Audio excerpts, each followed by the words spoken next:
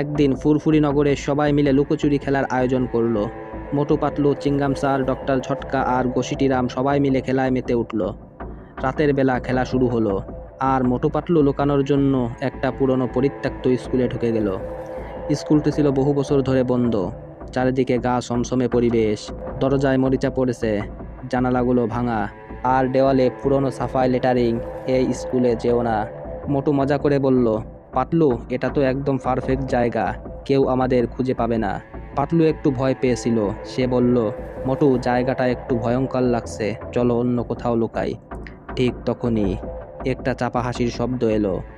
দুজনেই চমকে গেল। কোথা থেকে এলো এই হাসি? তারা মনে করলো হয়তো কেউ মজা করছে, কিন্তু হঠাৎ করে দরজা আপনা আপনি বন্ধ হয়ে গেল।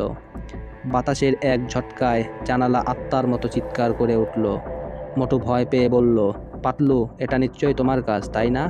পাতলু কাঁপতে কাঁপতে বলল, আরে মোটু, এটা ভূত। হঠাৎ করে একটা পুরনো ডেস্কের নিচ থেকে এক জোড়া লাল চোখ দেখা গেল। তারপর ধীরে ধীরে একটা ছায়ামূর্তি বেরিয়ে এলো। তার গলায় ফাঁসির দড়ি, চোখের চারপাশে কালো দাগ, আর সে বিড়বিড় করে বলছিল, আমার স্কুল, আমার স্কুল, আমার কাছ থেকে কেড়ে নিয়েছো। মোটু পাতলু এক দৌড়ে দরজার দিকে ছুটল, কিন্তু দরজা খুলছিল না। তারা চিৎকার করে বলল, বন্দুক চাচা, চিংগাম ছাড়, বাঁচাও। ঠিক তখনই বাইরে থেকে বন্দুক চাচা এলো, দরজায় লাথি মারলেন, আর দরজাটা খুলে গেল।